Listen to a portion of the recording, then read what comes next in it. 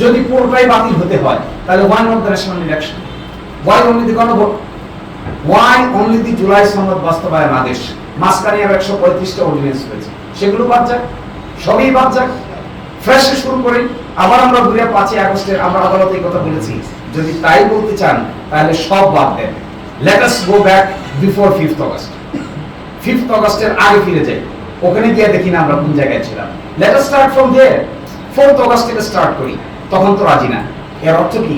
এর অর্থ হলো যেটা সুবিধাজনক এটাকে পিক করা হবে, যেটা অসুবিধাজনক এটাকে বাদ দেওয়া হবে। যেটা সুবিধাজনক এটাকে চুজ করা হবে, যেটা অসুবিধাজনক এটা থেকে নিজেকে সরিয়ে নেওয়া হবে।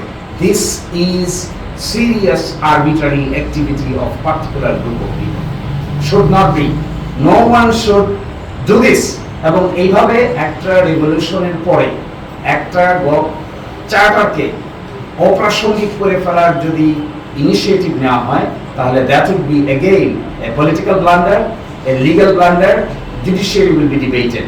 এবং বিচার বিভাগের উপরে এই বন্দুক রেখে এই ধরনের কর্মকাণ্ড করা সঠিক নয় বলে আমরা মনে করি।